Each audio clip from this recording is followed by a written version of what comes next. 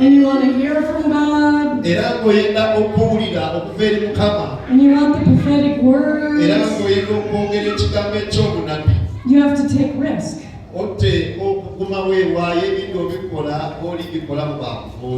Well, I'm going through the store and I'm shopping and I'm minding my own business.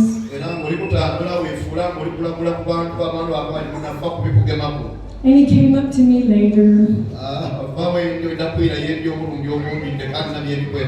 I said, I'm sorry.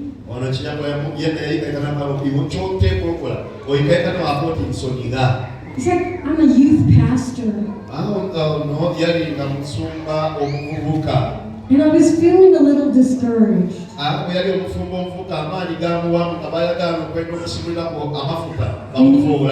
And your word hit right at home. So Peter and John.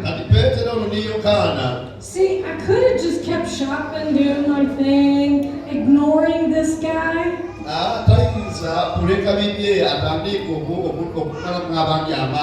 But I translated God to him.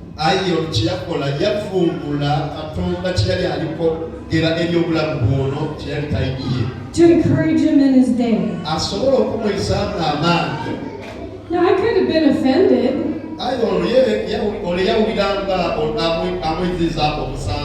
He was really very upset with me.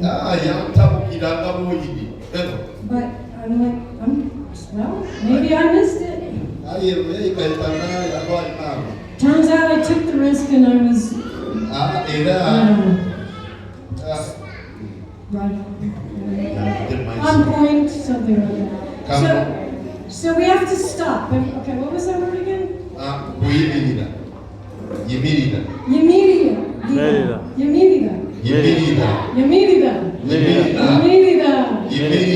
Stop for the one. You stop for the one. You stop. Another thing that happens is we disqualify ourselves. Disqualify ourselves.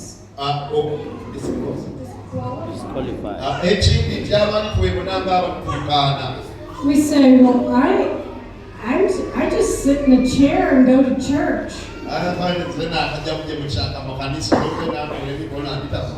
Or I didn't pray this morning. I got a little angry with my spouse today.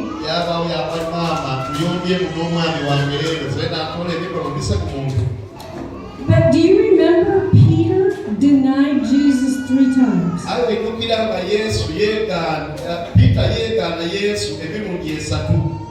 And do you remember John wanted to call fire down on a village? And Jesus said, you don't know what spirit you're of. So don't disqualify yourself. Or maybe you're afraid. Do you all remember the verse, perfect love casts out? Do you remember what it casts out? Do you remember what love casts out?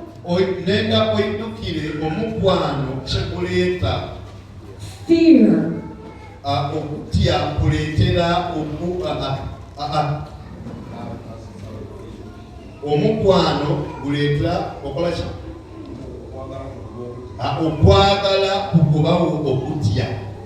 Okay?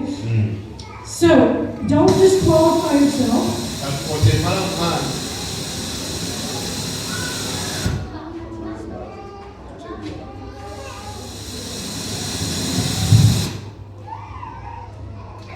Don't disqualify yourself.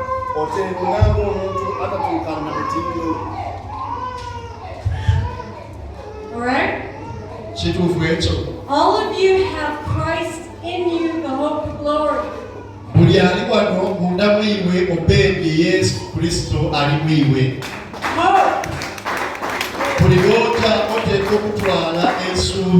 Unless you do something, nobody's going to get healed. You know, sometimes you do lay hands on people. ebiseera bingi tuyise emikono ku balwaire and you don't see anything. wava wamuna bitabuike butabuke But if you didn't lay hands on them, aye bw'oba nga tomutaire ku mikono nothing would happen, ezo kijja kubaawo right? tibwe kiri. So you have to realize that you have been qualified Neno kiikirize nti otuukaana okuyisa emikono ku bagodde to bring hope to the darkness in this world. okuleeta isuubi eri abazira isuubi. Pastor Abu and his wife Omusumba buli mukyala we and all the other pastors, you can't do it all yourself, n'abasumba abangi omuli wamu ebyo musobola obikola. right? They need help. They need your help. Aye beetaaga obuyambi. So they stopped Ekisooka otuuka ali omulwaire egguma weezo yemererewo and they talked to the man. omulwaire oyo oyogere n'omulwaire. I call this like a medical diagnosis. Nkitindira ng'ekintu eky'obulabirwa okwesulamu engalo. Now, in this particular case, they didn't really need to find out what was wrong with the man. They didn't need to find out what was wrong with him. Bano tibaali beetaaga kutegeera ono eyagongobala kiki ekyamuleetera okugongobala kiki beetaagisa. Because they knew he was crippled. Kubanga bo kye baazuula nti mulema. But sometimes there's a person and maybe they're limping, Abantu abandi ayagala omuntu mulema ali kugendera. or maybe like we were on this trip and there was a person who was doing this. Twali mu luguudo twabona omuntu yegemye yeekabye nga yegemye omutwe. And I asked, do you have a headache? Actually, it was an elevator. It was Julie and I. Bo ekyo olunoono ekyo kiba kikola. And we think he was Muslim.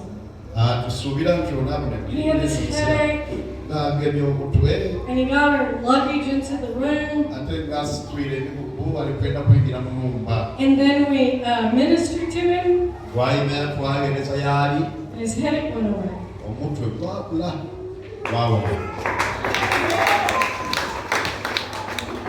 So that wasn't hard. I mean, he was going, oh. Yali yabanga egenda And obviously something was going on with his head. nga waboneka nga waliwo ekikyamu ekituuse ku mutwe. So you get a diagnosis. Era yali ajja kufiira mu byekisirisibwa.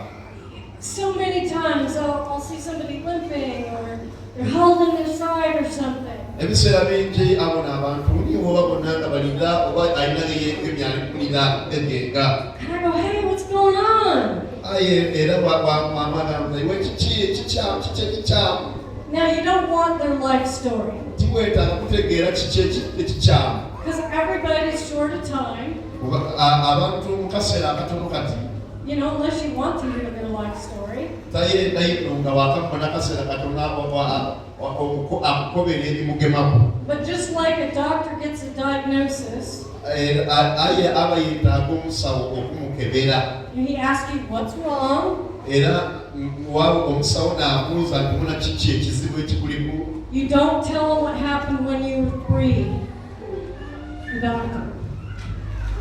I got a new one. Amen. I got, oh, that was, wow.